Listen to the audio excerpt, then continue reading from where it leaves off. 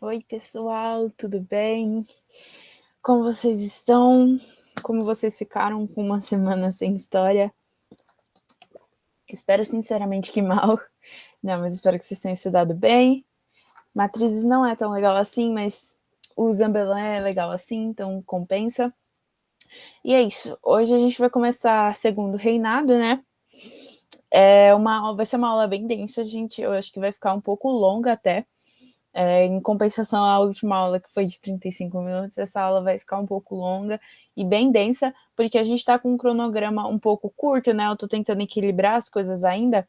E aí, como está com realmente um cronograma um pouco curto, eu tive que separar o segundo reinado em 2 aulas. E assim, é muita coisa para falar.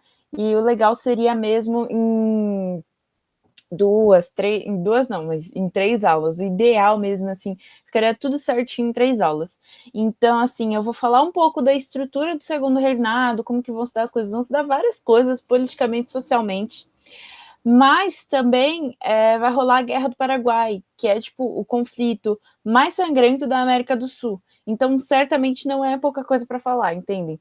Então, assim, o que eu sugiro para vocês é que às vezes a aula vai ficar um pouco densa e eu, assim, que tenho aula durante 2, 3 horas seguidas, não consigo prestar atenção. Então, o que eu sugiro para vocês é que quando eu chegar na parte da Guerra do Paraguai, que vai ser um slide chamado Guerra do Paraguai, vocês deem uma pausa de 10, 15 minutos, aproveitem que eu acho que minha aula é a última aula de segunda, né? Então não importa se vocês atrasarem, eu acho, uns 10, 15 minutos. Então deem uma pausa, toma um lanche, toma uma água, sabe? Tipo, para respirar, porque realmente é muita informação em pouco tempo. Mas vamos lá. Primeiro, a gente vai falar dos tópicos, né? Dos principais pontos a discutir. A gente vai falar das indicações, porque eu recebi uma indicação maravilhosa da Júlia sobre as revoltas do período regencial. Também tem mais um grupo artístico que o antigo professor Ale, ele sempre recomendava e eu achei legal colocar também. Mas enfim, e depois a gente entra para o segundo reinado, que a gente já vai falar das mudanças na estrutura social e econômica. Então, tipo assim, falar de tudo que mudou no segundo reinado, vai meio que ser até um spoiler, porque a gente vai incluir até o que vai acontecer no fim, na próxima aula. Depois a gente vai falar da Revolução Praieira, que é mais uma revolução em Pernambuco. Então vocês vão ver que assim, Pernambuco é bem barraqueiro, bem treteiro, né? Mas assim, vai ser a última rebelião do período monárquico. Depois a gente vai falar do parlamentarismo às avessas, que é um ajuste político, né, que o Dom Pedro II vai criar, da política externa, né, que o Brasil vai ter com os outros países, que vai ser muito importante para entender a Guerra do Paraguai em si, né? Então vamos lá. Eu não coloquei, mas a gente vai falar também um pouquinho de como o Dom Pedro II vai tomar o poder, não tomar, né, porque ele tinha direito, mas como que ele vai ter acesso ao poder, que imagem dele vai ser vendida e tudo isso. Tá, vamos às indicações. A Júlia, no grupo do Família Arcadas Ouvintes, eu não sei se ela postou dos matriculados do início do ano, mas é bom que eu já tô compartilhando aqui. Ela compartilhou uma animação, né, um filme super interessante, de um cara que, tipo, tá vivo há 600 anos, e aí ele participa de várias épocas marcantes do Brasil. Ela marcou, né, entre 1500, 1800, 1970 e 2096. E nisso, né, como Manuel do Balaio, o protagonista é líder da balaiada, revolta do período regencial que ocorreu no Maranhão, né? Então a balaiada é uma das revoltas do período regencial que a gente comentou, que acontecem, né, no Brasil, especificamente no Maranhão. E assim, gente, sempre ajuda quando vocês assistem um filme, animação, qualquer coisa do tipo, que ilustre bem como que era a época, como que era o momento. Porque até existe um conceito na história que, se eu não me engano, se chama... É na história de estudar mesmo, no mundo acadêmico de historiador, que se chama anacronismo, eu acho. Que é a gente tentar pensar as coisas como se fossem as coisas de hoje. Então, quando a gente fala partido liberal e partido conservador, é muito diferente em 1800 do que é hoje. Então, é muito legal quando vocês veem filmes, essas coisas, porque vocês realmente entram no universo e entendem melhor como que se davam as coisas. Porque às vezes essas coisas não entram na nossa cabeça, sabe? Tipo, a gente nunca viveu, não tem como saber. Mas então eu recomendo bastante que vocês vejam a animação. Ela até colocou um recortezinho, sabe, de quando exatamente começa o período da balaiada. É muito legal e obrigada, Júlia. Outra coisa são os cabanos. Os cabanos são um grupo de rap lá do norte, se eu não me engano, do norte ou do nordeste, não vou lembrar agora. Mas como é do Pará, então acho que é do norte. Mas enfim, os cabanos, eles fazem essa homenagem à cabanagem, que é essa revolta que ocorreu lá no Pará, né? Eu falei para vocês. E eles têm várias músicas legais, então, tipo, sempre não, né? Mas muitas músicas que fazem referência a essa revolta do período regencial, né? Que é a ideia do morre, revolta dos cabanos, e o sistema quer isso. Então, se vocês quiserem dar uma olhada, né? Mais um grupo de rap nacional que é sempre importante, deem uma olhada, é bem legal. Agora vamos, de fato, entrar no segundo reinado. Tá, primeiro a gente vai falar um pouquinho, né, do Dom Pedro II, como eu falei. É ele que vai, né, ser o líder do Brasil. É ele que muitas pessoas estavam esperando depois da abdicação de Dom Pedro I. E, assim, tem um título, né, que a Lilia Schwartz, uma antropóloga, historiadora, vai usar, que é As Barbas do Imperador. Quando eu li isso no livro dela, que é quando Dom Pedro II descobre daquele golpe da maioridade, então, putz, ó, a gente vai pegar e vai emancipar vocês, você, para você se tornar rei. O que foi divulgado da reação dele, assim, são rumores, gente, nada é fato real, mas assim, o que foi divulgado é que ele pegou e respondeu, de fato, nunca tinha pensado nisso, que parece, né, muito responsável. Só que o que dizem é que o que ele respondeu de verdade, rumores, ninguém sabe se é realmente, mas o que ele dizem que ele respondeu de verdade é tipo, putz, quero já, tipo, como se ele fosse uma criança louca para tomar o trono, porque afinal ele tinha 14 anos. Só que assim, né, o que é importante saber é que Dom Pedro II cresceu para isso. Quando ele nasceu, todo mundo já sabia que ele ia ser o rei. Então, assim, ele contava com essa educação desde o berço. Ele teve todo esse acesso para isso. Tanto que ele falava 5 línguas, ele tipo, sabia ler e escrever sânscrito, que é uma língua morta. Ele era um cara muito culto, então ele gostava muito de arte, de tudo isso, de todo esse universo. Inclusive, dizem que ele é o primeiro fotógrafo do Brasil, né, com a máquina da câmera e tal. E assim, quando ele toma o poder, né, aos 14 anos, o interessante é que se inicia uma fase da venda de uma imagem mais velha. Então, assim, putz, ele tinha 14 anos, mas vocês vão ver, assim, com as fotos que eu coloquei, que sempre ele vai ter barba. Então, sempre vai ser esse homem barbudo. Tem até uma imagem dele mais velho e tal, que realmente ele não assumiu o poder assim, mas assim, vai ser sempre uma imagem com barba e tudo, para ele parecer mais velho, para ele realmente parecer mais responsável, um imperador que vai governar de acordo com as leis, de acordo com o que o Brasil precisa, e não vai ser uma criança imatura tomando poder. Putz, pulei. Mas enfim, vamos falar dos eixos da mudança. Então vão ter alguns eixos, né, de mudança que a gente vai poder conversar, que é, primeiro, vocês conhecem, eu acho que já ouviram falar, né, que a gente normalmente separa o Brasil, né, ciclo do açúcar, ciclo do ouro, e vocês já viram esses dois, então agora só faltava o do café. Óbvio que hoje em dia o nome certo não é ciclo, tá, gente, porque quando a gente dá a ideia de ciclo, parece que teve um início e um fim, e isso nunca vai rolar. São coisas estáveis e também, né, dá uma sensação de que só rolava isso no Brasil, quando vocês já viram que não era só isso que rolava, pelo amor de Deus, não vai me falar que só tinha isso no Brasil. Mas enfim, a gente vai ter a expansão do cultivo do café. Então, assim, eu até anotei aqui, perdão. O café, ele não é nativo do Brasil. Ele vai chegar no final do século XVIII e vai conseguir, né, sucesso no século XIX. Então, o território que vai se dar bem para o cultivo do café, né, a terra roxa, que a gente chama, que é uma terra que tem lá, que é uma terra mais vermelha até de fato, mas se chama terra roxa porque os italianos que vinham para cá, se eu não me engano, eles chamavam de terra rosa, e aí as pessoas confundiram com terra roxa e ficou terra roxa, mas no final a terra é vermelha porque os italianos chamavam de terra rosa no sentido de rosadinha, entendem?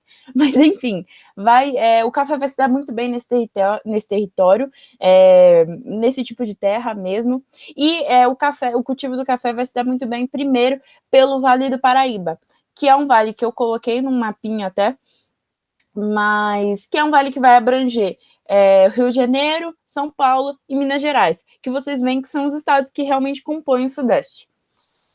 A gente vai ter iniciativas industriais, então nunca entendam esse período, né? Vai rolar um período de iniciativa industrial agora na Era Mauá e na Primeira República, só que assim, nunca vai ocorrer industrialização de fato. Esses períodos vão ser surtos industriais, vão ser tipo coisas que vão acontecer para iniciar uma indústria, mas não vai ser nenhum processo de industrialização. O processo de industrialização de fato se dá na Era Vargas. Mas ainda assim, agora, nesse período, vai ocorrer o surto industrial que vai ser causado, né? Vai ter um destaque para o Visconde de Mauá, né?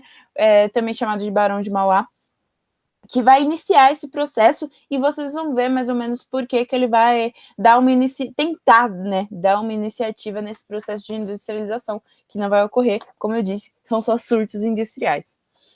Outro eixo de mudança é a abolição da escravatura, né? Que vai ser uma abolição gradual. Quando a gente fala gradual, eu, assim, associo como enrolação, porque a Inglaterra vai pressionar fortemente, fortemente mesmo, a abolição da escravidão no Brasil, só que não era interesse da elite brasileira, porque vocês sabem que a elite brasileira era a elite dona de escravos, era a elite latifundiária, então era esse pessoal, e eles não tinham interesse nenhum em acabar com esse sistema de produção, muito menos Dom Pedro II, que assim, não tinha interesse nenhum na questão, mas sabia que se acabasse com a escravidão ia desagradar a elite.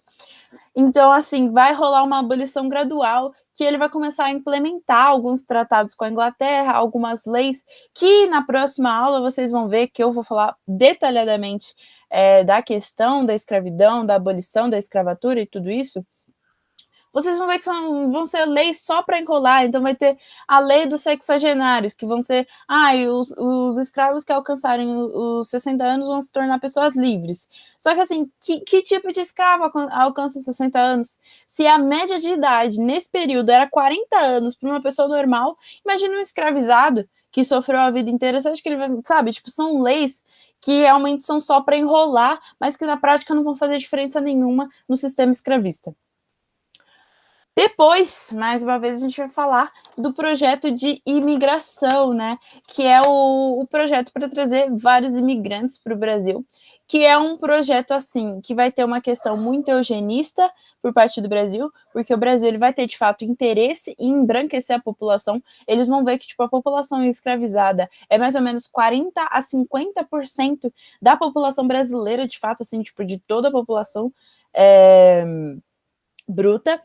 E aí eles vão falar, putz, a gente tem que embranquecer o Brasil. E qual vai ser uma dessas táticas? Vai ser a vinda de imigrantes. Então eles vão tentar trazer imigrantes de toda a Europa até a Ásia, né? Para poder embranquecer o Brasil. E não só isso, para poder transformar em mão de obra, né? Porque aí com o fim da escravização e tal, os maravilhosos grandes proprietários, né, donos das fazendas de café e etc., eles vão começar a usar os imigrantes para fazer um trabalho de servidão, né? Porque tem até o nome do projeto. Deixa eu ver. O nome do projeto é Sistema de Parcerias, em que esse fazendeiro, essa elite, né, vai bancar a vinda do imigrante, vai bancar a hospedagem dele, a alimentação dele, todo esse tipo de coisa, e vai falar só que em troca de, beleza, você vai fazer tudo isso e você vai contar uma dívida para mim. Nessa dívida, você vai pagar trabalhando para mim. Só que o que acontece, gente, é que vocês entendem que essa dívida ela vai se tornar constante, porque todo dia que o trabalhador precisar trabalhar, todo dia ele vai precisar comer, ele vai precisar se hospedar nesse território. Vocês entendem isso? Então, assim, vai virar um sistema de servidão muito análogo à escravização. Não é, de fato, escravização, gente, não tem comparações, mas ainda assim vai ser um trabalho de servidão muito abusivo.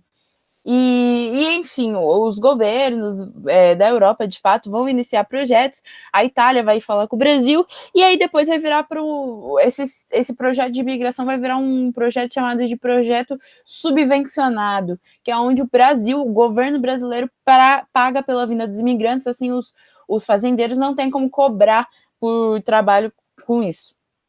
Mas, enfim, eu vou falar um pouquinho também de como o projeto de imigração vai se dar na próxima aula também de escravidão e abolição. Duas mudanças também, né? A gente vai ter uma modernização econômica, então a gente já pode iniciar um novo princípio econômico, sabe? Um novo produto que vai fazer muito sucesso, que é a expansão do café no sudeste do Brasil, né? E aí vai rolar a expansão do café, os Estados Unidos, por exemplo, vai consumir muito café, e aí vai começar a comprar, e obviamente vai rolar um acúmulo de capitais no Sudeste. Com isso, vocês já podem ver que o Sudeste vai começar, né, a acumular riquezas. E quando você acumula riquezas dentro do Brasil, você se torna não só elite, como uma elite influenciadora na política, assim, né, como vocês sabem, é a elite que vai demandar os interesses dela no final de tudo. Além, com esse acúmulo de capitais no Sudeste, vai rolar também um investimento no setor terciário e secundário. Não lembro o que é setor terciário e secundário. Terciário é o último setor, né, que é o setor de serviços, que são pessoas que prestam serviços e não tem nenhum produto de fato, ela presta serviço. Então você pode contar com bancos, por exemplo, é o exemplo mais, como eu posso dizer? Mais famoso, o serviço mais principal, para dar de exemplo. E o setor secundário é o setor industrial. Como a gente fala, assim, quando a gente fala isso, vai ser um investimento maior, mas não, como eu disse, não interpretem como uma era de industrialização, gente, é um surto industrial de fato. Além disso, vai rolar uma acelerada urbanização, então mais e mais gente vai querer ir para o centro para trabalhar, por exemplo, no setor terciário. Só que ainda assim, a maior parte da população continua no campo. Então, a maior parte da população ainda é rural, não é a mudança, né, a urbanização de fato, quando o Brasil vai se tornar mais, assim, a população vai ser mais urbana do que rural, vai ser muito lá para frente, nossa, século XX, se eu não me engano. Também tem as mudanças na estrutura social de fato, né? Então, saindo ainda do ciclo econômico, do grupo econômico, a gente vai falar do crescimento do trabalho livre, no sentido que vai ter uma transição para mão de obra assalariada, né? Então, cada vez mais a escravização vai ser deixada de lado, né? E aí vai ter esse incentivo para mão de obra assalariada, que é uma mão de obra paga. A gente vai ter expansão das camadas médias urbanas, né? Então, isso vai significar um crescimento das cidades. Até peço perdão que eu escrevi errado no slide. E não só isso, vai ter um novo segmento da elite. Então, agora a gente já não fala mais de senhores de engenho, a gente não fala mais. A gente não fala mais, não, gente. Eles ainda vão existir, né? Mas vai surgir uma nova classe muito dominante, né? Um novo grupo da elite, que é a burguesia cafeeira paulista, né? Que tem uma mentalidade empresarial capitalista. Então, eles vão surgir com essa mentalidade realmente de capital e tal, né? E, obviamente, vão se tornar o segmento mais poderoso da classe dominante. Então, quando a gente vai contar com os grandes comerciantes, com os senhores de engenho, com o pessoal ainda que trabalha com tráfico de escravos, por exemplo, a burguesia cafeeira paulista vai se tornar a mais poderosa. Ela vai acabar dominando a política, dominando também economicamente, eles que vão deter os maiores lucros. E, enfim, né? Vocês vão ver que cada vez mais São Paulo vai mandar muito na economia e na política. O fim da escravidão, todavia, não vai alterar a mentalidade da sociedade. Então, a população negra vai continuar marginalizada. Quando a gente diz isso, né? O fim da escravidão não vai alterar a mentalidade, é que beleza, os escravizados vão se tornar livres e tal, tá tudo certinho. Só que, tudo certinho não, né? Mas assim, eles vão se tornar livres, só que ainda a população negra ainda vai ser subalternada, né? Ainda vai ser marginalizada. A mentalidade de que pessoas negras são menores, são objetos até, vai continuar. O que vai mudar só é a lei, mas não a mentalidade. Aí a gente vai lá, economia imperial. É que assim, quando eu fazia os slides, eu sempre colocava economia colonial, açúcar, economia colonial, mineração. E eu até, quando eu tava fazendo isso, eu coloquei a economia colonial, mas a gente não tá mais na colônia. A gente tá no Império Brasileiro. E aí a gente vai falar do café, a expansão da cafeicultura no Sudeste. Eu falei que eu ia colocar um mapinha do Vale do Paraíba para vocês, essa área aí. Não dá para ver certinho, mas, tipo, de um lado vai estar pegando o Rio de Janeiro, né, mais para cima, embaixo vai estar pegando São Paulo e no meio vai estar pegando um pouco de Minas Gerais. Toda essa região pega esses 3 lugares e se situa no Sudeste, separado nessas regiões. Então tem o litoral norte, tem a Serra do Mar, que é mais ou menos a região de Campinas, tem São José dos Campos, tem Guaratinguetá, Aparecida, Serra da Mantiqueira e o Vale Histórico. Mas, enfim, o café vai se tornar o principal produto de exportação, porque muita gente de fora vai gostar do café. Assim, o Brasil até hoje é um grande consumidor de café, só que ainda assim não era um produto geral, não era, tipo, putz, muito amado. O foco do café realmente vai ser vender para fora. E aí vai rolar a marcha do café, que quando a gente fala marcha, é que o espaço de cultivo do café, né, da cafeicultura, vai cada vez se aumentando. Então, no sentido de que ela vai se iniciar no Vale do Paraíba Fluminense, então é lá na região do Rio de Janeiro, lá para 1780, 1850, vai ficar nesse período assim, lá nesse Vale do Paraíba Fluminense. Depois, em 1820, vai se expandir para o Vale do Paraíba Paulista, então já vai vir aqui para São Paulo, em 1820 e vai até 1890 essa expansão. E a partir de 1870, ele ainda expande mais ainda para o oeste paulista, em 1930. Então vocês vão ver que eles vão cada vez descer mais e abranger mais São Paulo. E aí o São Paulo, né, o estado no final do século XIX, vai se tornar o estado mais rico do país. Simplesmente isso. Só que a gente falou de todas essas mudanças, só que é importante caracterizar essas mudanças como mudanças conservadoras. Então, assim, é meio contraditório, mas, assim, foram conservadoras, porque no final se manteve a estrutura latifundiária da terra, então a gente tinha um novo sistema, um novo produto, né, que a gente vai vender e vai exportar, mas a gente ainda vai contar com grandes latifúndios, a gente vai depender, né, os cafeicultores vão ir atrás de grandes territórios, de grandes propriedades, a marginalização da terra vai continuar, né, esse desrespeito e essa cultura de plantar só um produto. E eu até errei, porque é a marginalização também da população negra, que eu comentei antes com vocês. Mas ainda assim, gente, está aí que eu ia comentar que o que vai rolar é que quando a gente tem uma estrutura latifundiária, a gente constrói um espaço em que a gente tende a plantar só um produto. E isso até danifica a terra no final de tudo. Então, eu até fui numa exposição há um tempo atrás que demonstrava contra a policultura, ou seja, você racionar o que você vai plantar e etc., é muito melhor para a terra. Mas, enfim, o 2 é a marginalização da população negra, que assim como a gente falou antes, vai ocorrer uma abolição gradual até chegar de fato na abolição da escravatura, só que a marginalização da população negra vai permanecer. Então, isso é muito importante, porque a mentalidade de uma população subalterna, de uma população menor do que a gente vai continuar. 3 é o modelo econômico agroexportador. O Brasil vai continuar desde o seu início como colônia até agora e provavelmente até sua existência, né, atual, como um modelo econômico agroexportador. Então, seu foco vai ser sempre em exportar e não só assim exportar, mas ser um produto agricultor, no sentido de que a gente exporta café, a gente exporta açúcar, a gente exporta até ouro, mas ainda assim, sabe, é um país muito rural que vai focar muito nesse lado agrário mesmo.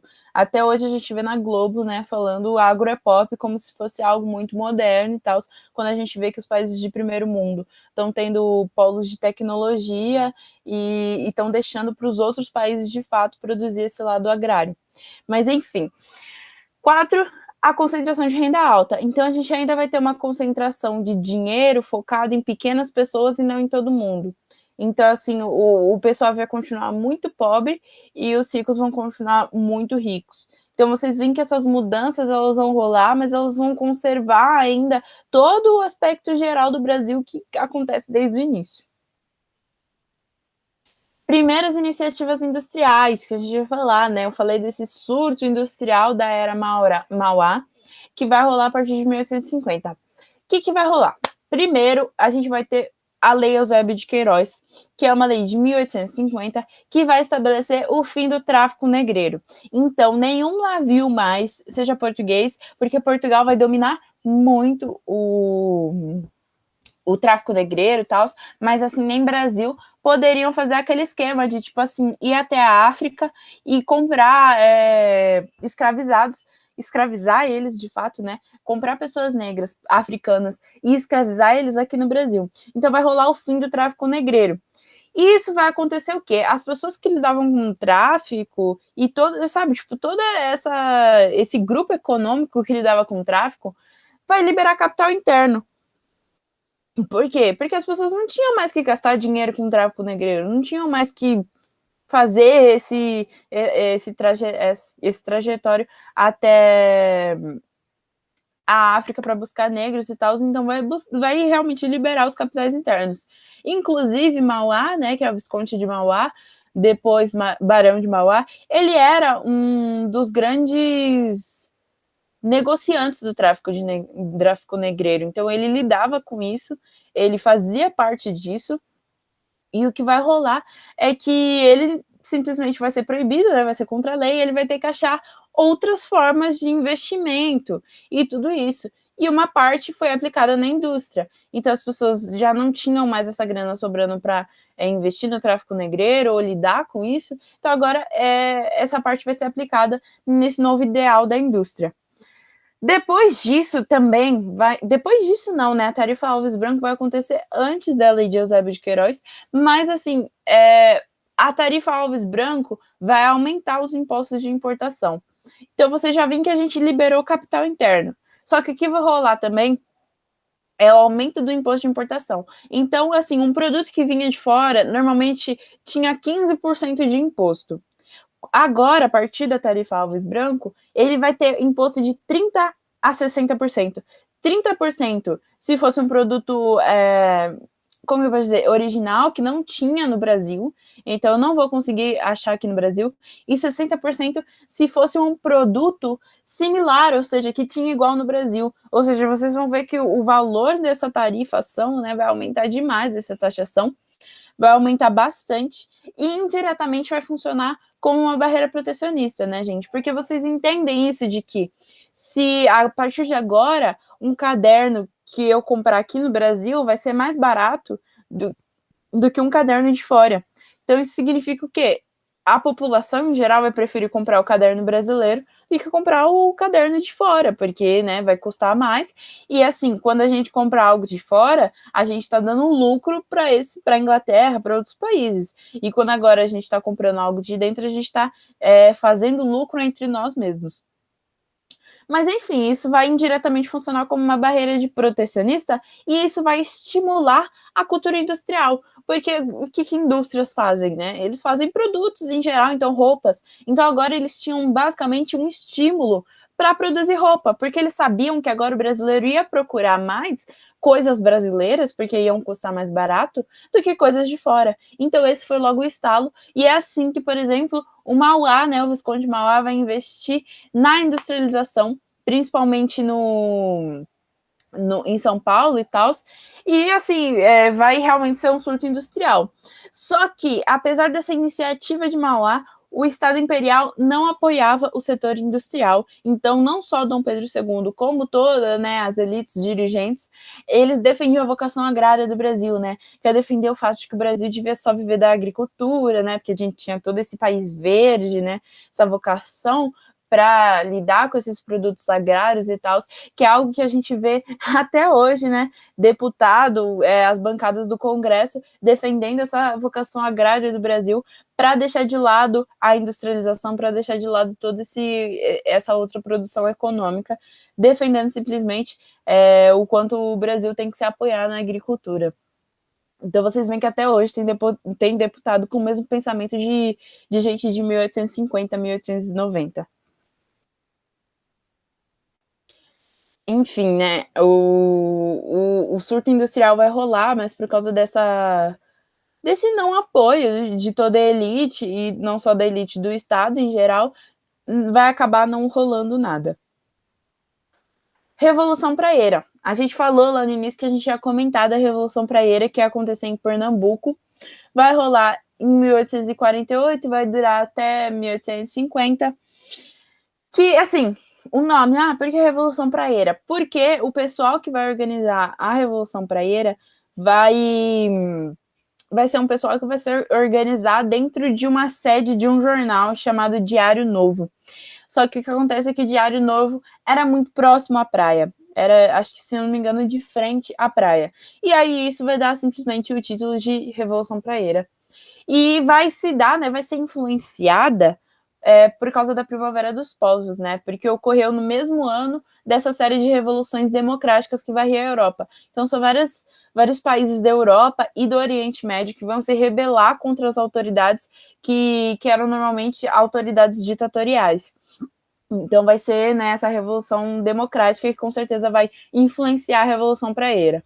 Também é uma das últimas rebeliões provinciais. Então vai marcar o fim do ciclo revolucionário de Pernambuco.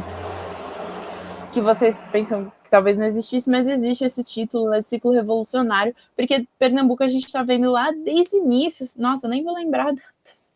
Mas desde o início, Revolução Pernambucana e várias revoluções vão acontecer em Pernambuco. E essa vai ser a última rebelião provincial, de fato, assim, que vai ser uma rebelião que vai tentar se separar do Brasil. Vai ser a última, porque não só isso, vai marcar, daqui a pouco vai ser o fim do Brasil Imperial, a gente vai ter a proclamação da República, e vai ser a última tentativa de fato separatista.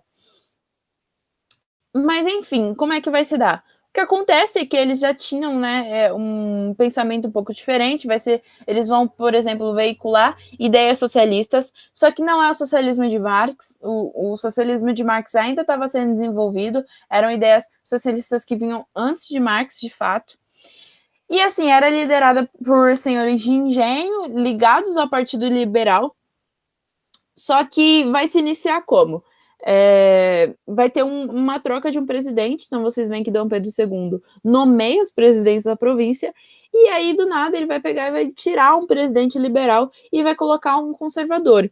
E isso vai ser o estopim, basicamente. Eles vão até dominar toda a região do Pernambuco e vai formar uma Assembleia Constituinte que vai, por exemplo, pedir a liberdade de imprensa, pedir não, né? Tipo, essa é uma revolução que vai ser realmente separatista. Então, quando eles formam a Assembleia Constituinte, é para criar a Constituição de Pernambuco e tal, que vai incluir liberdade de imprensa, fim do poder moderador, voto livre e universal, fim do Senado, porque eu vou falar ainda, na verdade, que o Senado tem uma posição vitalícia, então quem é eleito senador fica lá até a morte, e também a nacionalização do comércio varejista. Enfim, vai rolar toda essa rebelião e tal. Eles vão tentar atacar o Recife, mas vão ser derrotados por final e vão continuar a luta sob formas de guerrilhas, que são basicamente ataques surpresas. Então você não espera, então, sei lá, às vezes está ocorrendo algum político importante, está andando por Pernambuco, e eles não divulgadamente vão e atacam esse político, por exemplo. São realmente ataques surpresas. Aí agora a gente vai falar do acordo das elites e parlamentarismo às avessas, que é um arranjo político muito importante criado por Dom Pedro II. Vocês vão ver que vocês viram, né, que Dom Pedro II não é tão despreparado assim, né, que ele nasceu estudando isso, nasceu lidando com política e de qualquer outro tipo de aspecto importante, né, para vivência dele como imperador, e ele vai criar esse conceito de parlamentarismo às avessas. Por que parlamentarismo às avessas? É um sistema de governo assemelhado ao parlamentar, mas não se confunde com o mesmo. Então não é a mesma coisa, não associem, não achem que o Brasil teve um período parlamentarista, porque nesse momento não teve, na verdade ele vai ter, mas é lá na ditadura militar, perto dessa época. Mas enfim, ele não é a mesma coisa. A gente quer dizer parlamentarismo às avessas porque a gente fala de um período onde vocês conhecem, né, ao invés de um parlamentarismo, né, você teria o povo, né, que é numa pirâmide, né, a base, elegendo os deputados, que ficaria mais para cima. Só que agora a gente tem o rei elegendo os deputados. Então, vocês entendem que é às avessas? É nesse sentido que vocês têm que levar o esquema. E vai ser basicamente uma alternância de ministérios, do Partido Liberal e do Conservador, com breves intervalos dos progressistas. Os progressistas são basicamente os liberais mais exaltados. Então, como eles de fato estão procurando por mudanças bem gritantes no Brasil, eles vão ter breves intervalos. Mas para que isso? A gente vê assim, a gente fala, putz, é só uma atitude de Dom Pedro II para poder deter mais poder. Mas não só isso vai garantir a estabilidade política do regime. Então vocês viram o período regencial cheio de treta, revoltas, ai não, liberal no poder, aí não gostou, conservador no poder, liberal no poder, não gostou, conservador no poder, vai rolar essa treta e tal. E Dom Pedro II vai surgir com esse arranjo político que vai garantir a estabilidade, porque basicamente o que vai rolar é que a cada mais ou menos um ano e tal, alguém vai tomar o poder. Os liberais, por exemplo, depois de um ano, os conservadores. É tão pouco tempo que não vai ter tempo de briga, de instabilidade. Não vai ter tempo disso, de tomar o poder, não, vamos tirar essa Câmara de Deputados, é um golpe, não sei o quê. Não vai ter tempo disso, porque vai ser realmente um revezamento. Então, sabe quando a gente deixa uma criancinha, cada um brincar durante um tempo e vai tirando? É basicamente isso. Mas vamos estudar o esquema.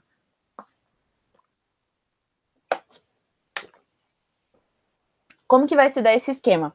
A gente vai ter o poder moderador, né, que é o imperador, a gente tem que lembrar do imperador sempre acompanhado desse poder, que podia nomear o Senado, que são aquelas pessoas que eu falei no slide anterior, que tem um cargo vitalício, então eles vão ser senadores até morrerem. Ele pode nomear o Conselho de Estado, que a gente já comentou até o Conselho de Estado, mas enfim. E o mais importante, ele pode escolher quem é o presidente do Conselho de Ministros. Vocês têm que entender uma coisa: Dom Pedro II não vai só escolher o presidente do Conselho e vai, pode fazer o que quiser. O presidente do Conselho de Ministros, obviamente, vai pensar e agir da mesma forma que o imperador. Porque no momento que ele tomasse alguma decisão, algo que fosse contra o imperador, ou tipo assim, contra a mentalidade de fato de Dom Pedro II, era simplesmente tirar o presidente. Então vocês entendem, vocês têm que entender, na verdade, que os dois vão ter a mesma mentalidade, a mesma opinião. Então o imperador que vai mandar no presidente, basicamente. Mas assim, o presidente do Conselho de Ministros faz o quê? Preside, né, obviamente, o Conselho de Ministros, aprova o Conselho de Deputados e marca e comanda as eleições. Então, o que ele faz? Beleza, ele preside o Conselho de Ministros, só que vamos supor que o povo brasileiro elegeu um Conselho de Deputados muito ruim, não curti e tal. Não aprova. Vamos marcar. E aí, como você já não aprovava, você já podia marcar e comandar outras eleições, porque era ele que fazia isso também. Então, não só isso, beleza, elegeu um grupo liberal. Tá, legal. Um aninho, cansei. O imperador falou, não, beleza, agora já tá bom.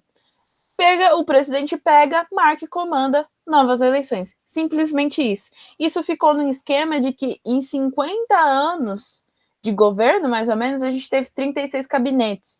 E assim, o governo, né?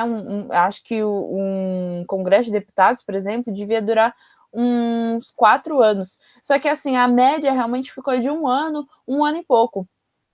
Porque toda hora o imperador alternava entre poderes para que de fato rolasse a estabilidade política. Vocês conseguem entender que ele toda vez marcava e comandava novas eleições e mudava o grupo político que ia dominar a cena. Então, uma hora os liberais, outra hora os conservadores, de forma que eles nunca tivessem que brigar por isso, porque depois de um ano já iam ser eles. Tem até uma charge, né, que cai em alguns vestibulares, que é esse Dom Pedro II, né, funcionando como uma balança para poder equilibrar politicamente o regime e não causar nenhuma instabilidade. Foi algo assim que às vezes a gente olha e é totalmente, né, autoritário, no sentido de que, no final, o único conselho, né, o único corpo que o povo podia eleger eram os deputados. Só que no final, quem elegia de fato os deputados era o imperador. Mas no final, ainda assim, é uma ideia boa, porque no final não trouxe nenhuma estabilidade para o período dele.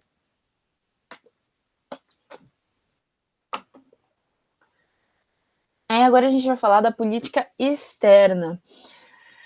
A gente vai estudar como que o Brasil vai se relacionar com os outros países. Então, assim, a gente vai estudar primeiro qual que é a alinhação, né? Como que o Brasil vai se dar com a Inglaterra. Primeiramente, o Brasil vai desenvolver uma dependência comercial e financeira com a Inglaterra. Vocês entendem, vocês viram que desde o início da crise econômica lá no primeiro reinado, boa parte do pessoal da elite, da classe dominante, os grandes proprietários e tal, vão desenvolver empréstimos com a Inglaterra, porque não existia banco e tal.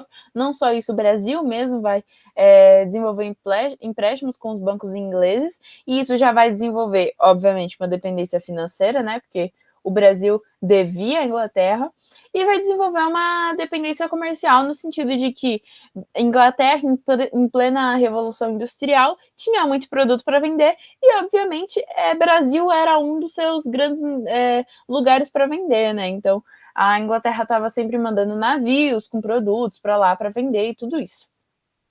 Só que, assim, eles vão começar a ter diversos atritos, principalmente em relação à escravidão. Então, vocês viram, não sei se vocês já ouviram falar, na verdade, mas a Inglaterra vai pressionar vários e vários países que ela tem relação e tal a acabar com a escravidão. E o Brasil vai ser um deles. Como a gente viu, o Brasil já tem uma grande dependência, então a Inglaterra vai começar assim a pressionar demais o Brasil para acabar com a escravidão, e o Brasil, que não tinha interesse nenhum, vai iniciar, né, alguns tratados com a Inglaterra, algumas leis, como eu falei, que vão ser só leis. A gente tem até um ditado que vai sair na época, que é lei para inglês ver, que é realmente lei para o inglês ver e achar algo, mas tipo, a lei dos sexagenários no final não significa nada, porque nem o escravizado chega até os 60 anos.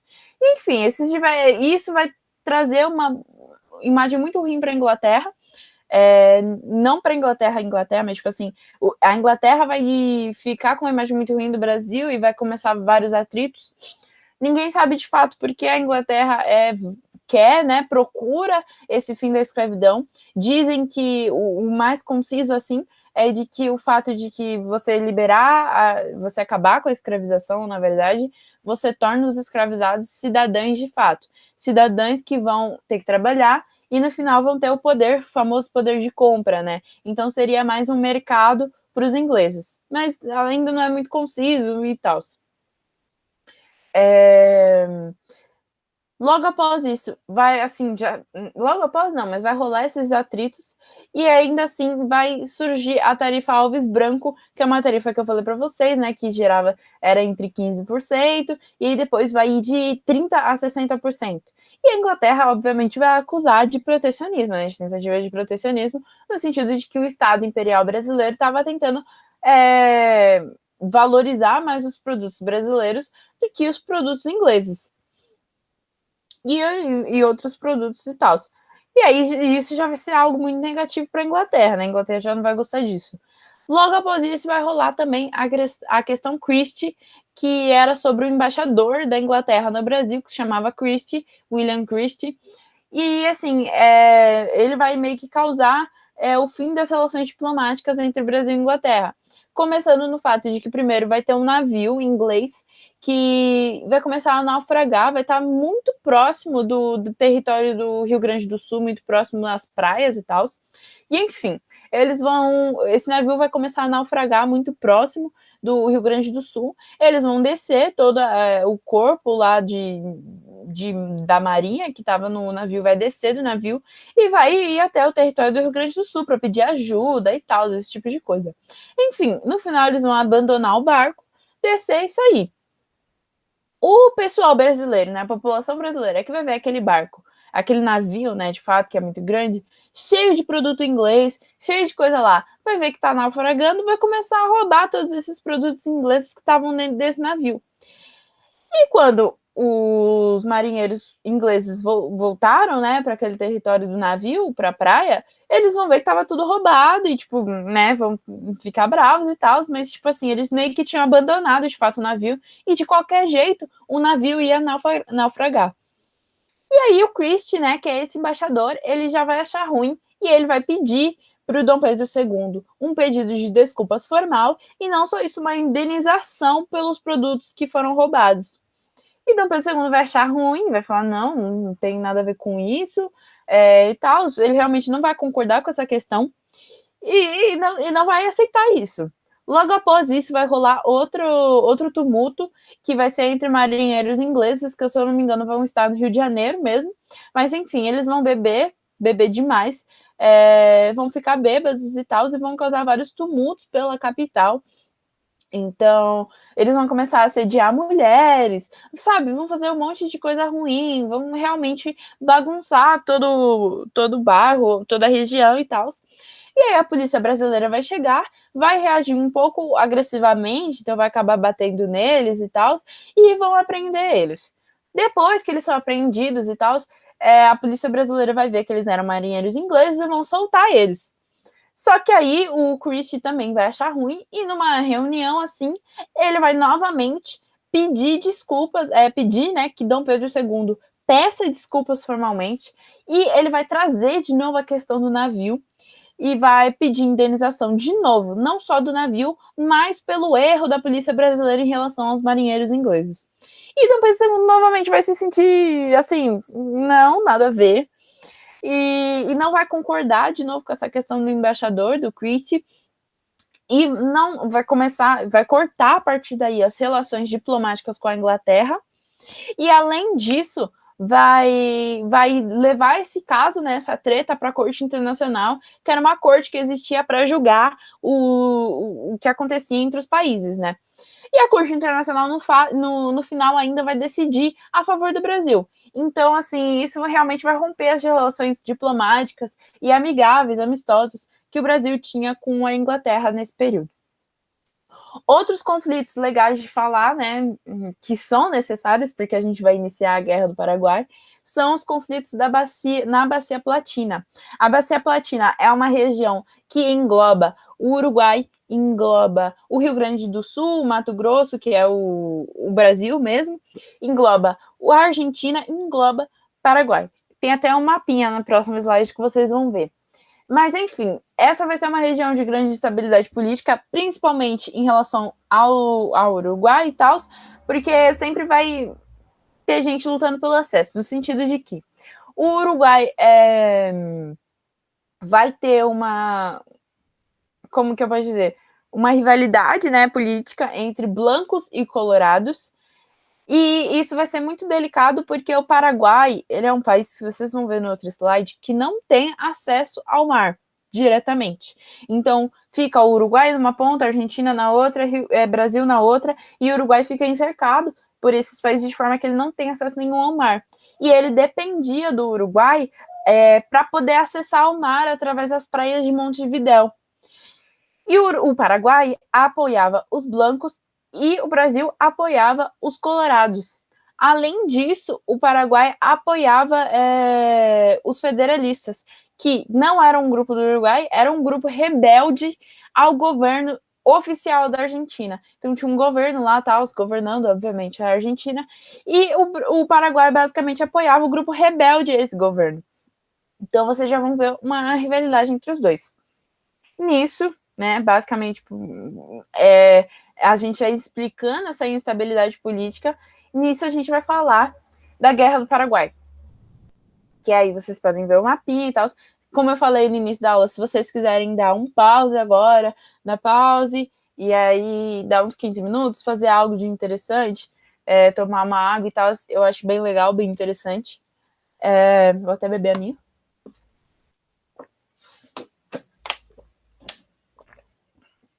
Mas, enfim, a Guerra do Paraguai vai se dar nesse ambiente. Vocês estão vendo agora um mapinha que não sinaliza certinho, né, onde fica o Brasil e tal, mas, ó, O Brasil fica nessa região, né? Obviamente, acho que vocês conhecem. Esse daqui é mais o Rio Grande do Sul. Aqui já fica mais Mato Grosso e Mato Grosso do Sul, enfim. Essa região aqui é o Paraguai, de fato, então vocês veem que ele não tem nenhum acesso ao mar diretamente. Esse pequenininho aqui é o Uruguai, que era antes até uma colônia do Brasil, né? Eles entraram em guerra e conseguiram ganhar, e aí viraram o Uruguai. E essa daqui, né, é a Argentina, que era o governo que o Paraguai não apoiava basicamente os federalistas. Só que o que é importante disso? O conflito vai envolver Brasil, Argentina e Uruguai, os três juntos, que vai chamar da Tríplice Aliança, contra o Paraguai. Por que isso? Como que vai se dar inicialmente isso? O Paraguai, antes da guerra, ele foi governado por 3 ditadores. Era uma família vitalícia, né, que tinha um cargo de presidente vitalício, que tinha 3 ditadores. O cara antes, né, o pai do atual presidente, foi um cara muito sanguinário e tal, mas ainda assim o governo tinha apoio popular. Então esse governo, apesar de ditatorial, tinha apoio popular. E, além disso, realizou uma reforma agrária e educacional, compreendeu políticas protecionistas e estimulava a criação de manufaturas. Então, vocês estão vendo que o Paraguai estava se tornando uma potência industrial de fato. Então, assim, ele vai consolidar até um pequeno parque industrial.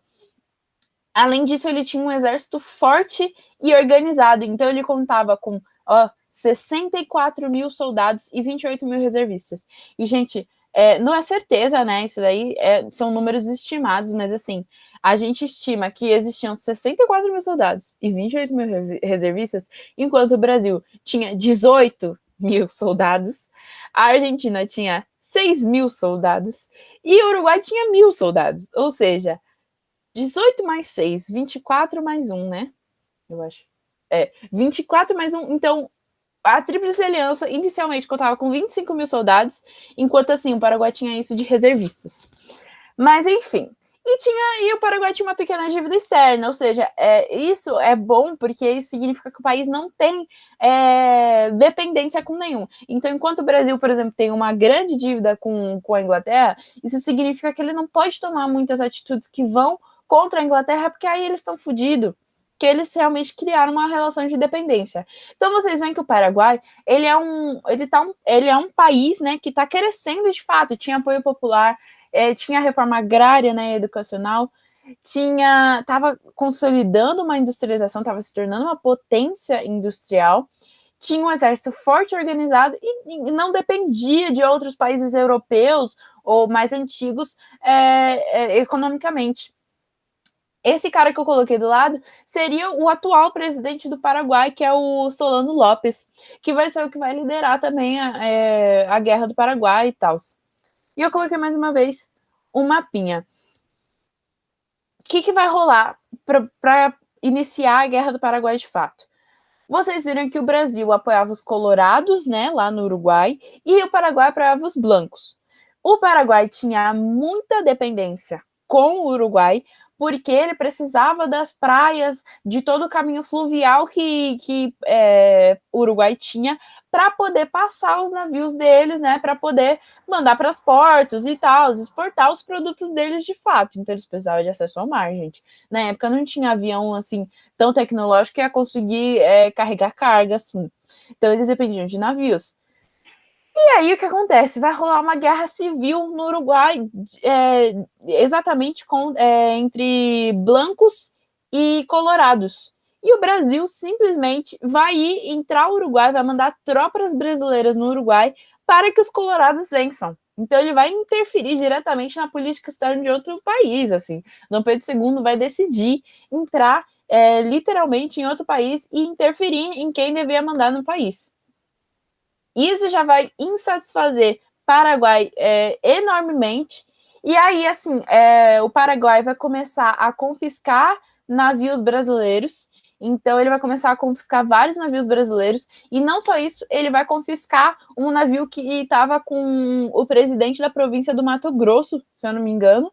e vai acabar matando ele. Não matando, mas assim, esse presidente vai ser preso numa prisão paraguaia e ele vai morrer 6 meses depois, lá para 11 de novembro. Então, isso vai ser muito importante, né? Isso vai ser basicamente o estopim, né, para o Brasil falar, putz, a gente vai ter que entrar em guerra, né? Porque eles tinham oficialmente sequestrado um presidente provincial. Isso não era algo de se ficar quieto. E aí, nisso, vai se iniciar a guerra. Esse conflito vai se iniciar em 1864. Então, esse bagulho que a gente está falando, de o Brasil interferir, e aí o Paraguai começar a confiscar os navios, vai ocorrer em 1864. Só que a guerra oficial vai ser declarada só em 1865. Por isso que fica nessa margem entre 1864 e 1865.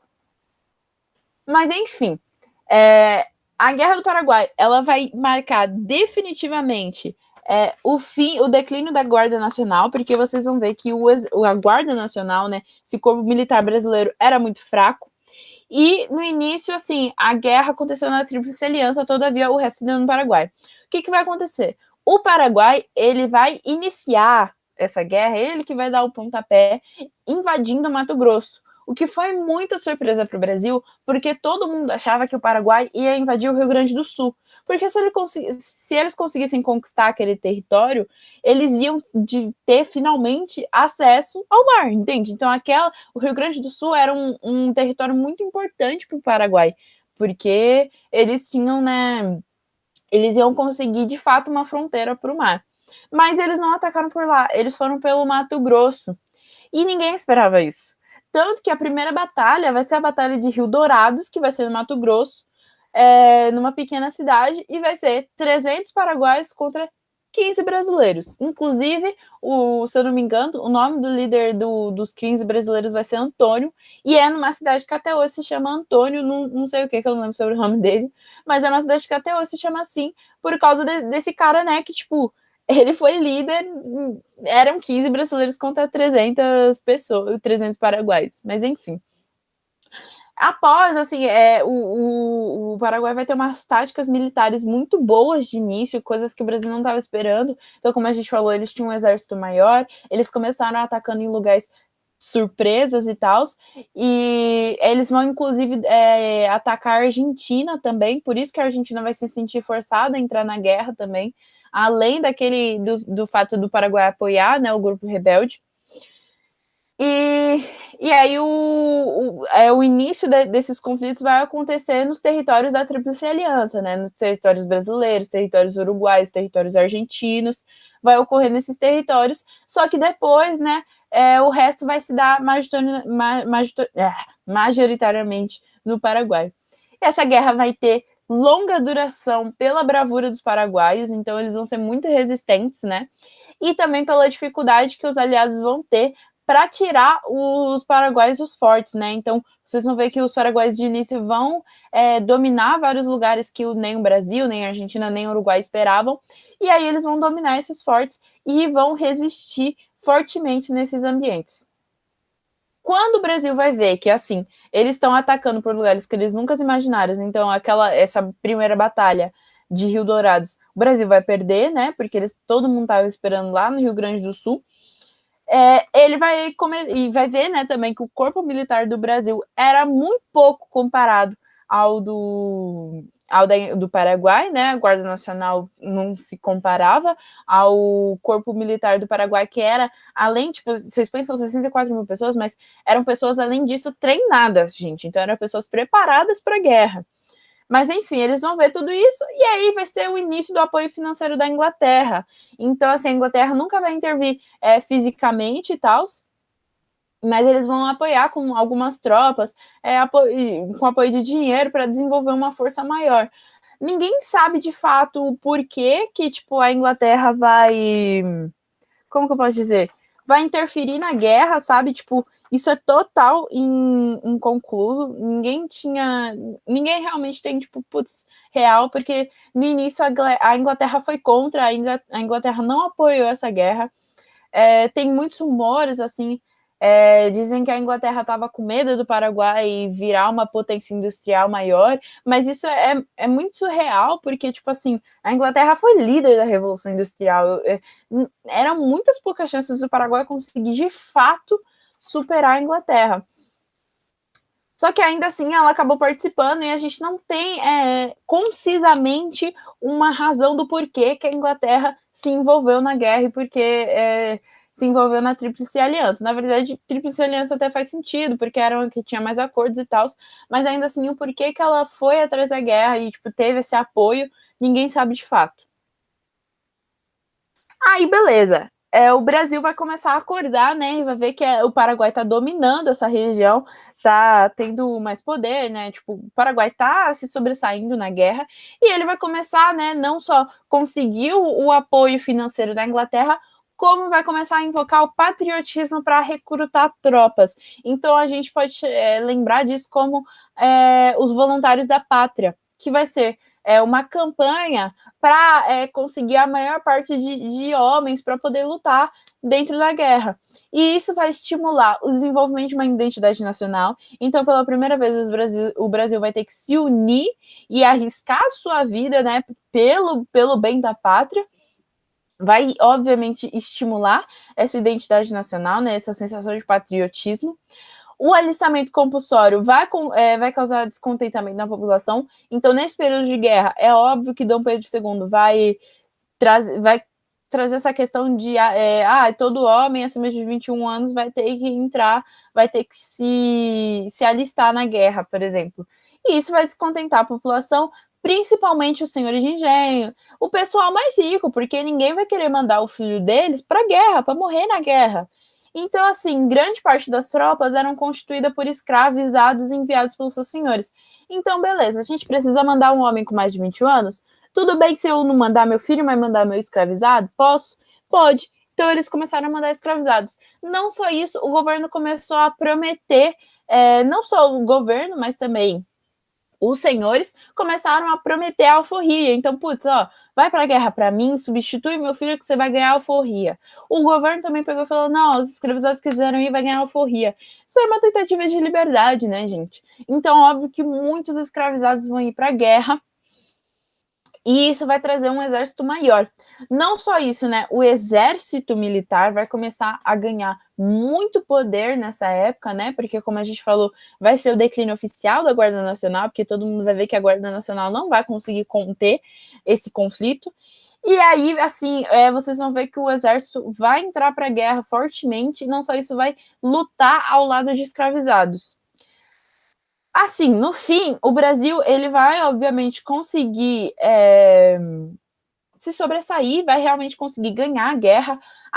Uma das batalhas que, assim, definiu de fato que o Brasil tinha vencido, sabe, tipo, não sei se vocês já estudaram outras guerras, mas a gente sempre tem algum conflito, alguma batalha que foi a batalha que o país ganhou e a gente viu que a partir daí já estava tudo definido. Então, a Batalha do Riachuelo foi uma batalha que aconteceu e, assim, o Brasil ganhou, né? A Tríplice Aliança ganhou essa guerra. E o que rolou é que a gente viu que o Brasil ia ganhar. O que aconteceu?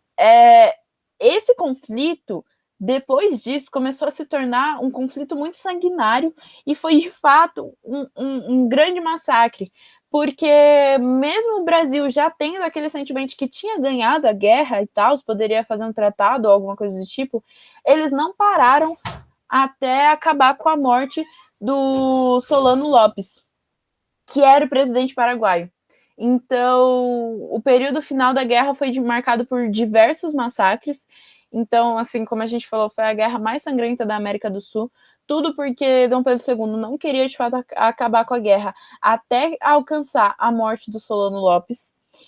E, assim, o Duque de Caxias, que foi um cara que a gente falou lá atrás, no período regencial, que conteve várias revoltas, né? Ele vai ser um grande líder da guerra do Brasil e ele vai vencer a maior parte. Então, tipo assim, ele vai ser um líder muito exaltado, só que ele vai acabar abandonando a guerra depois disso, porque ele vai ver, assim, ele meio que vai abandonar a guerra e vai assumir um posto administrativo, porque, de fato, ele não vai ver mais sentido nisso, sabe? Vai ser um massacre sem sentido nenhum, no sentido de que o Dom Pedro II só estava atrás da morte do Solano Lopes, de fato. E o Conde Deu vai assumir, que é o marido da princesa Isabel, vai assumir e, de fato, assim, acho que, se eu não me engano, eu anotei aqui, vai ter a batalha de Cerro Corá, vai ser um território lá, o Cerro Corá vai ser um território lá do Paraguai, e aí, de fato, eles vão conseguir achar o Solano Lopes e vão matar eles. E só a partir dessa morte do Solano Lopes que eles vão declarar a guerra ganha. Isso, obviamente, vai arruinar o Paraguai e vai endividar os países da Tríplice Aliança bastante, né? Porque depois disso eles tinham pegado muita grana com a Inglaterra, e assim, a Inglaterra não dá dinheiro, ela empresta dinheiro. Então, vai endividar bastante os países da Tríplice Aliança e, obviamente, vai arruinar o Paraguai, porque vai acabar com o país inteiro fisicamente, porque vocês imaginam que guerra destrói o ambiente, mas, assim, vai matar muita gente, assim, acho que, se não me engano, mais da metade da população paraguaia vai morrer. E vai arruinar o Paraguai e, como a gente falou, vai endividar os países da Tríplice Aliança. Consequências. Praticamente metade da população paraguaia morreu, como eu falei, então os sobreviventes foram majoritariamente mulheres e centenas de milhares morreram no conflito, isso em geral. Se eu não me engano, até hoje, se vocês forem ver, a porcentagem do Paraguai feminina é um pouco maior que masculina, é maior que masculina, justamente por causa desse resquício da Guerra do Paraguai, porque a maioria foi mulher, né? Porque a mulher não tinha aquela questão de lutar na guerra. A gente vai ficar, né? O Brasil e o pessoal da Tríplice Aliança vai ficar com a dívida externa, né? Então vai crescer vertiginosamente. Então vamos supor, o Brasil já estava com dívida da crise econômica, desenvolveu mais dívida no segundo reinado, e aí desenvolveu mais dívida com a Guerra do Paraguai. Então isso vai dificultar muito o pagamento dos juros e vai colocar o Brasil, não só o Brasil, mas os outros aliados também, numa situação de dívida externa bem grande. Além disso, vai consolidar um sentimento de identidade nacional brasileiro. Então, pela primeira vez, o pessoal foi para a guerra. O pessoal lutou contra outro país e, assim, realmente colocou sua vida em risco para poder alcançar, para poder defender o Brasil. Obviamente, isso vai causar um sentimento de identidade, porque, como eu falei nas aulas anteriores, o Brasil era muito grande e muito diferente. Então, o que a gente via no Nordeste era muito diferente do que a gente via no Sul. E tudo isso foi deixado de lado para que as pessoas pudessem lutar lado a lado contra o domínio, contra o vencimento do Paraguai. Além disso, a gente teve as Forças Armadas, né, que foram reorganizadas, tornando-se uma instituição muito poderosa. Então, o que acontece? Quando as Forças Armadas voltarem, né, vão voltar para o Brasil, eles vão voltar e, tipo, vão ter uma honra muito grande de ter lutado nessa guerra, mas é uma honra popular, porque Dom Pedro II, em nenhum momento, vai dar muita, como que eu posso dizer? Vai dar muita autoridade para eles. Como que eu posso dizer? Não vai dar muita atenção. Essa é a palavra. Não vai dar muita atenção para eles. Não vai ter nada que vai chamar a atenção de Dom Pedro II, de fato. E, assim, a Força Armada vai ter um desejo muito forte de participação política, de interesse em representação política de fato.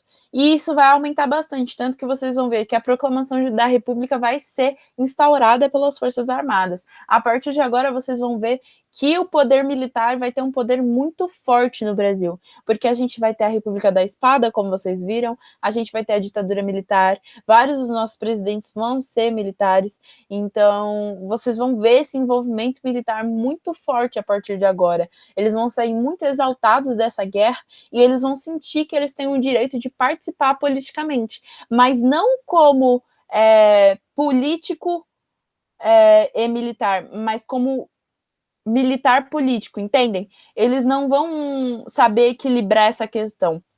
Eles vão ir atrás do poder constantemente como militares de fato. E, enfim, vai se tornar uma instituição muito poderosa, porque eles vão realmente dominar o Brasil politicamente. Além disso, o exército vai se tornar abolicionista depois da guerra, porque eles vão voltar, né, como eu falei, da guerra buscando maior participação política. Mas qual que é a importância do exército tornar abolicionista? Quando os escravizados foram para a guerra, né, porque os senhores não queriam mandar os seus filhos e alguns escravizados queriam alforria de fato, eles vão ter que lutar lado a lado. Então é óbvio que esse convívio lado a lado como iguais vai trazer uma sensação de, putz, eles merecem a abolição. Não só isso, os escravizados, quando eles voltam, né, os escravizados que voltaram vivos, eles vão ver a família deles ao lado, tipo, beleza, eu tô livre, mas minha mulher, a minha mãe tá sendo escravizada ali ainda do lado, e eu não posso fazer nada sobre isso. Então só eu ganho o direito à cidadania, só eu deixo de ser escravizado. E isso vai se tornar uma situação muito injusta. Então vocês vão ver que a Guerra do Paraguai vai ter grande influência, grandíssima influência para a abolição, porque vai rolar muita pressão após isso para abolir por parte do exército, né, das forças armadas em geral, e porque os escravizados vão ficar com esse sentimento de que, beleza, eu fui alforriado, mas a minha família inteira, pessoas que eu amo, não foram alforriados. Agora a gente vai para as questões. De fim, acabou. Nossa, eu nem sei quanto tempo deu essa aula, peço até perdão. Eu fiquei muito em dúvida se eu fazia as questões, né? Se eu pulava, não sei. Mas, gente, se vocês quiserem acabar a aula aqui, tá super tranquilo. Ou se vocês quiserem acabar a aula aqui e realmente assistir em outro horário, sabe? Um período de resolução de questões, tá tudo tranquilo novamente. Não tem mais conteúdo a ser passado além das questões. Então, vamos lá. Essa é uma questão que eu acabei de conversar com vocês, né?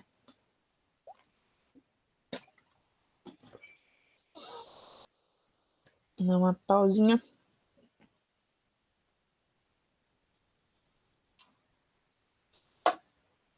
Então, a gente tem a questão, né, essa questão da charge, que é uma questão, é um problema que vocês vão ver, né, que a gente acabou de falar.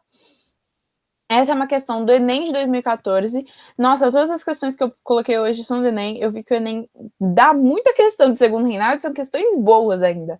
Mas, enfim, tem essa imagem, né? Isso é um soldado negro, né? Que provavelmente antes foi escravizado, que volta e vocês veem que no fundo tem pessoas sendo castigadas, chicoteadas, por causa daquela relação, né? Daquele sistema escravista.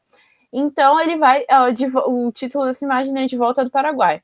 Cheio de glória, coberto de louros, depois de ter derramado seu sangue em defesa da pátria e libertado um povo da escravidão, o voluntário volta ao seu país natal para ver sua mãe amarrada a um tronco horrível de realidade. Então vocês vêm atrás, então ele voltou com muita honra, voltou livre, mas a mãe dele lá está amarrada a um tronco sendo castigada. E aí, na charge, identifica-se a contradição do retorno de parte dos voluntários da pátria. Como eu falei antes, eles dão esse nome de voluntários da pátria, né, de pessoas que se voluntarizaram para participar, que lutaram na Guerra do Paraguai, 1864 a 1870. Evidenciada na. Então, quais são as alternativas? A. Negação da cidadania aos familiares cativos. Parece um pouco menos exato, mas de fato o que a A afirma. A está certa. Porque ela trata dessa negação da cidadania aos familiares cativos. Então, os escravizados, né, ex-escravizados, estão se tornando livres, voltando com a honra, né, cheio de glória, coberto de louros, mas não havia a possibilidade da cidadania aos familiares desse escravizado. Então ele era livre, mas a família dele não.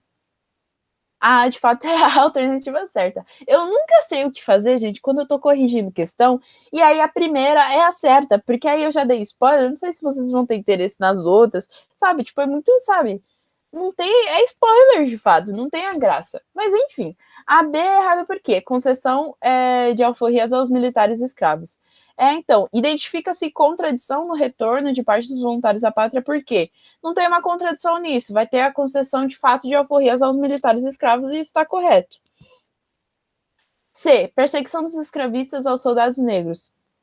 Não vai rolar de forma alguma perseguição isso, eu até peguei perseguição dos escravistas aos soldados negros, mas não, isso é o sentido de que, tipo assim, o pessoal que foi escravizado, então o pessoal que ficou lá e não pôde ir para a guerra e não pôde ser alforriado, começou a perseguir esses soldados negros que foram alforriados, e de forma alguma isso não vai acontecer. D. Punição dos feitores aos recrutados compulsoriamente. Não, eles não vão ser punidos de forma alguma também não vai rolar. E suspensão das indenizações aos proprietários prejudicados. Assim, isso quer dizer que, tipo assim, os proprietários dos escravizados que foram para a guerra iam ser indenizados por isso. Isso é uma questão. Isso, aliás, é uma questão, gente. Então, tipo assim, quando vai rolar. Putz, eu não lembro qual que era a lei. Deixa eu tentar olhar aqui. Não, não é essa. Acho que é a lei do ventre livre. É a lei da Saraiva Cotegipe. Ela vai conceder liberdade aos filhos recém-nascidos de escravos e a todos os escravos da nação. Só que, se eu não me engano, é até eles terem 21 anos. Então, tipo assim, você pode deixar o filho dessa mulher ser livre e a gente vai te pagar uma indenização por isso. Ou você pode ficar com ele até os 21 anos e sem indenização. Então tem essa questão, quando a abolição vai de fato acontecer, além a Lei Áurea, eles vão ficar muito putos porque eles vão receber indenização, porque de fato eles acham que escravizados são objetos que precisam ser indenizados. Mas enfim, a também não vai rolar suspensão das indenizações, e a crítica da charge, em momento algum, trata dessas indenizações aos proprietários prejudicados. Então a alternativa certa é a. Próxima questão, mais uma questão do Enem de 2010, que aí fala: substitui-se, então, uma história crítica profunda por uma crônica de detalhes onde o patriotismo e a bravura dos nossos soldados encobrem a vilania dos motivos que levaram a Inglaterra a armar brasileiros e argentinos para a destruição da mais gloriosa república que já se viu na América Latina, a do Paraguai. Aí tem outro texto de outra pessoa. O imperialismo inglês, destruindo o Paraguai, mantém o status quo na América Meridional, impedindo a ascensão do seu único estado economicamente livre. Essa teoria conspiratória vai contra a realidade dos fatos e não tem provas documentais. Contudo, essa teoria tem alguma repercussão. Então, o que isso fala? Isso são pessoas, né, discutindo da participação da Inglaterra dentro da Guerra do Paraguai, né? Então, no primeiro bravura dos nossos soldados encobrem a vilania dos motivos que levaram a Inglaterra a amar brasileiros e argentinos para a destruição da mais gloriosa república que já se viu, a do Paraguai. E aí ainda tem um cara pegando falando, né, destruindo o Paraguai, mantém o status quo na América Meridional, assim, impedindo a ascensão do único estado economicamente livre, porque a gente falou que o Paraguai tinha pouquíssima dívida externa. Então, essa teoria conspiratória vai contra a realidade. Então, um tá falando que isso aconteceu, o outro tá falando que isso não aconteceu. Porque, como eu falei, existia rumores e tal, mas ninguém sabe de fato o que aconteceu. E aí o Enem pergunta: uma leitura dessas narrativas divergentes demonstra que ambas estão refletindo sobre a carência de fontes para pesquisa sobre reais motivos dessa guerra.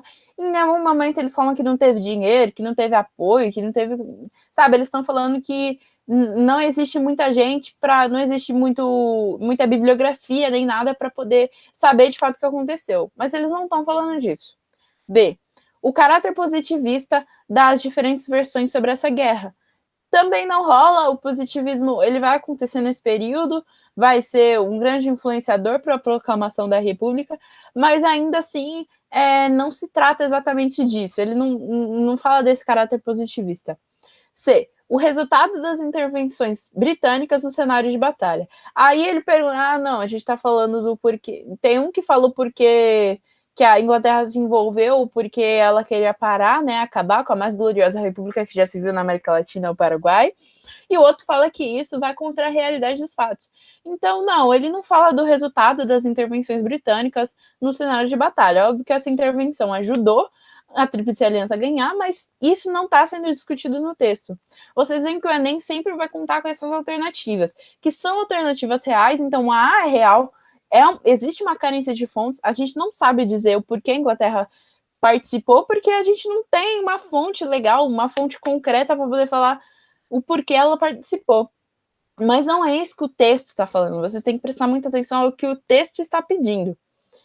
E D, a dificuldade de elaborar explicações convincentes sobre os motivos dessa guerra. A alternativa certa é essa, é a D, porque realmente tem uma dificuldade de elaborar explicações convincentes sobre os motivos dessa guerra, porque a gente fala, né, no primeiro texto, por exemplo, a gente fala desse medo da Inglaterra, do Paraguai se tornar uma república gigante, maior que a Inglaterra, mas isso é muito difícil, né, gente?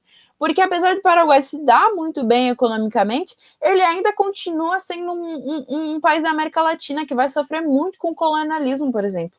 E a gente está falando da Inglaterra, que é um país assim que já está, nossa, surfando na Revolução Industrial há anos, e aí, tipo, não é muito convincente ainda, realmente não existem explicações totalmente concisas, totalmente concretas sobre os motivos dessa guerra, que é o que os dois textos discutem, que um fala que um aconteceu, mas o outro fala que não, isso não é real, e tal. Aí é um nível de crueldade das ações do exército brasileiro e argentino durante o conflito, que é outra coisa que de fato vai acontecer. O exército brasileiro e argentino vai chegar num ponto que ele vai ser muito cruel, que a gente falou que o Duque de Caxias vai abandonar o exército, até vai ir para postos administrativos, porque ele não vai mais ir de acordo com esse excesso do massacre, né? Mas não é isso que o texto está pedindo, não é isso que a questão está pedindo. Então vocês entendem? O Enem 2010 é a D. Agora, mais uma questão do Enem. Esse Enem é o Enem de 2015, que não aparece aí, eu não consegui colocar tudo junto, a questão era muito grande, então até tive que cortar um pouco da imagem. Mas, assim, são imagens que aparecem, né? Vocês já ganham muita... Assim, gente, eu sempre sugiro. Sempre sugiro. Leiam sempre a fontezinha da imagem, do texto. Pode ser que seja uma imagem e você pense, não, mas não tem... Sabe, tipo, às vezes quando é uma pintura, eles não colocam quem é o autor da pintura, né? Às vezes isso rola, mas enfim. A fonte que está embaixo da imagem sempre ajuda. Eu faço isso assim desde novinha e sempre ajuda. Que vocês vão ver que é uma imagem, né? Lilia Schwartz, As Barbas do Imperador, que é algo que a gente já discutiu nessa aula. Então vamos lá. Essas imagens de Dom Pedro II foram feitas no início dos anos 1850, pouco mais de uma década após o golpe da maioridade. Considerando o contexto histórico em que foram produzidas e os elementos simbólicos destacados, essas imagens representavam um jovem maduro que agia de forma responsável e não, como a gente discutiu antes, vai rolar a venda de uma imagem de um imperador responsável. Então, de forma alguma, eles queriam representar um imperador irresponsável, eles queriam o contrário. A A já está errada. B é o imperador adulto que governaria segundo as leis. E isso é de fato verdade, que a gente comentou antes, que eles vão vender uma imagem de um imperador que vai seguir as leis, que vai ser sensato, que vai ser responsável, tudo isso. A B é de fato a alternativa certa, porque realmente eles vão tentar vender a imagem de um cara super adulto e responsável, que não vai ser abusivo nem nada e que vai governar segundo as leis, como a gente comentou antes. E C, líder guerreiro que comandaria as vitórias militares. É até interessante isso, mas não é de fato que eles queriam vender, porque eles nem tinham em mente o projeto de guerra. Isso não era o interesse deles. Mas vai rolar, como vocês viram, com a Guerra do Paraguai, mas não é o foco, gente.